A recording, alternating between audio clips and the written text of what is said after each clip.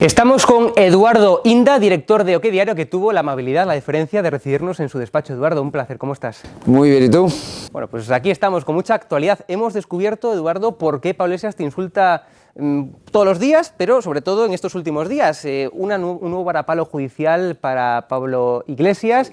Bueno, finalmente la denuncia que te interpuso por decir algo que es evidente, público, notorio y obvio, y es que cobra de Irán, y se cobra de Irán y cobra de Venezuela, pues es que es evidente. Fíjate si cobraba de Irán, que su teléfono particular lo pagaba la empresa de la televisión iraní, de Span TV, que es una empresa propiedad del gobierno de la dictadura iraní. Pagaba su teléfono personal, eso se lo pregunté yo en directo, ¿no? Y bueno, la verdad es que es la enésima denuncia demanda que nos pone, demanda o querella, y siempre las pierde, o sea, es pierde pleitos Pablo Iglesias. Y luego lo que es evidente es que todo el lío que ha montado este fin de semana, Inda por aquí, Inda por allá, hay que acabar con Inda, comparándome con un narcotraficante, pues todo eso viene a raíz de que el jueves le notifican, igual que a mí, que una vez más pierde pleitos, ha perdido la enésima demanda o querella que me pone. Pero si descendemos al asunto, estamos hablando de que el que era hasta hace 2 telediarios vicepresidente del gobierno, ni más ni menos vicepresidente del gobierno, cobraba de una dictadura como es la de Irán, en la que colgaban a los homosexuales, en la que lapidaban a las adúlteras, de una dictadura como es... Colgaban, no, los cuelgan. A las mujeres las lapidan y asesinan a los disidentes, y es un régimen que financia el terrorismo internacional, y es un régimen que, además de financiar el terrorismo internacional, también financia a Pablo Iglesias Turrión, a pierde pleitos. Y ojalá solamente fuera Pablo Iglesias. Tenemos que hablar de Juan Carlos Monedero, el que tuvo un despacho en el Palacio de Miraflores. Tenemos que hablar del caso Neurona, de cómo está Podemos intentando, bueno, pues impedirle al juez que investigue, está mandándole 50 gigas, como publicabais, de información falsa. Son modos sicilianos, evidentemente, y bueno, y Pablo Iglesias es un delincuente, o sea, eso es una obviedad. Y luego, en el caso de Monedero, pues es un sinvergüenza, es un personaje abyecto, es una persona que defraudó a Hacienda y que, gracias a Cristóbal Montoro, se libró del delito fiscal, pero vamos, que defraudó a Hacienda es una obviedad tautológica, una obviedad al cuadrado, un jeta. Caso Playboy. Es decir, llega Pedro Sánchez al gobierno, casualmente la empresa, bueno, pues que explota el negocio de los padres de Pedro Sánchez, porque recordemos, a pesar de que mintió y que sigue mintiendo el padre de Pedro Sánchez, sí que es el administrador único en estos momentos. La empresa era suya y lo que hacen ellos es, cuando llegan al gobierno, lo que hacen es dársela a un amiguete, que es hermano de un alto cargo del gobierno de Pedro Sánchez, que además esta fue un altísimo cargo en el gobierno de Zapatera, es alto cargo en el gobierno de Pedro Sánchez, y la familia de esta persona, que ahora trabaja en una institución del gobierno de España en Roma, menudo chollo, pues el hermano de esta persona, Albert, se apellida Albert, es el que hace, en fin, no sé si de testaferro, pero de fiduciario de la familia de los Sánchez, porque casualmente llega el hijo a la Moncloa, deslindan la explotación en dirección a este personaje, al hermano del altísimo cargo, y a raíz de entonces pues empieza la lluvia de ayudas, ¿no? 701.000 euros, vamos. En 15 meses, y la empresa Playboy S.A., la empresa cuyo administrador único, insistimos, sigue siendo el padre de Pedro Sánchez, multiplicó por 4 sus beneficios. Y sobre todo tuvo 701.000 euros de ayudas públicas, que, en fin, que eso es rarito. Yo entrevisté a Pablo Casado en las Navas del Marqués en Ávila hace 2 semanas, y la verdad es que, hablando con él del caso Playboy, me dice: si yo hago lo que ha hecho Pedro Sánchez, dando 701.000 euros a mis padres, me tengo que ir a Nueva Zelanda y a lo mejor cavar en una de esas montañas que hay en Nueva Zelanda, cavar un hoyo y meterse ahí para que no le vea nadie. Lo que es increíble, Eduardo, y esto sí que me llama poderosamente la atención, es que, a excepción, evidentemente, OK Diario, que destapó la exclusiva, a excepción de Periodista Digital y 2 o 3 medios más, pues esto no lo comentan prácticamente en ningún medio de comunicación. Bueno, eso demuestra la salud del periodismo español, y eso demuestra que la salud del periodismo español está bajo mínimos. Con el rey Juan Carlos se atreven, pero casualmente con Pedro Sánchez no se atreven.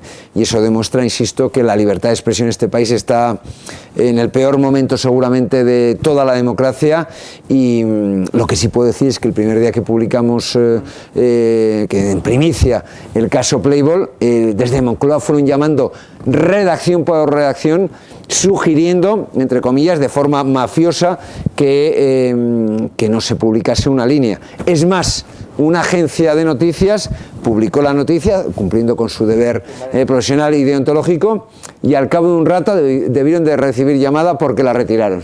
Esto es el periodismo español. ¡Viva la libertad de expresión! Bueno, y tenemos que hablar también del caso de la pata de Íñigo Errejón, que casualmente también la Fiscalía, ¿de quién depende la Fiscalía? Pues eso, ¿no? Decía Pedro Sánchez. Bueno, pues la Fiscalía recusa a la titular del juzgado y por tanto se suspende el juicio a Íñigo Errejón. ¿Eduardo? Bueno, no solo se suspende, sino que además el fiscal, la Fiscalía apoya la recusación del juez predeterminado por la ley. Es una cosa, o sea, esto es de país bananero. Esto ocurre, sí, en la Nicaragua de Daniel Ortega, en Venezuela, ocurre en México, ocurre en Argentina, pero a mí me gusta que nos parezcamos a Suecia, a Noruega, a Dinamarca, a Alemania, a Francia o a Reino Unido, no a países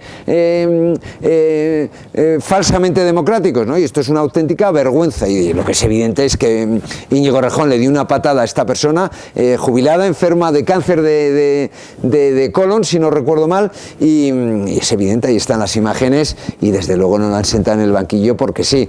Y esto demuestra que, al igual que Juan Carlos I, al igual que la infanta Cristina, al igual que Monedero, hay ciudadanos que están por encima de la ley. No todos somos iguales ante la ley. Desde luego, Juan Carlos I, la infanta Cristina, Monedero y el señor Errejón no son iguales que tú y que yo y que todas las personas que nos están viendo ante la ley. Eso seguro. Y recordemos que Íñigo Errejón en ese sentido mintió en la sede de la Soberanía Nacional, mintió en la sede parlamentaria diciendo que él prácticamente ni había pasado por esa noche por ahí. Es decir, es que tendría ya que dimitir por la patada, pero además de eso, por ser un mentiroso compulsivo. Es un mentiroso compulsivo y es una persona violenta. Y hay que ver, habría que preguntarse quizá en qué condiciones estaba cuando agrede de esa manera a la persona, al jubilado enfermo de cáncer de colon, ¿no? Y le da una patada en el estómago. Habría que preguntar en qué situación, en qué estado estaba en ese preciso momento, porque él es de natural muy, muy agradable de trato. No es Pablo Iglesias, que es un tío, en fin, soberbio, mal encarado, chulesco, ajado. Es un tipo, además, ya conforme pasan los años se está volviendo un poco abuelo de cebolleta, porque además se repite, pero sigue siendo igual de cretino. En fin, la gente, vamos a ver, el rey Felipe, el entorno del rey Felipe le dicen que sería un disparate. Yo creo que si él vuelve a España se reavivaría el debate república-monarquía, que ahora mismo está parado.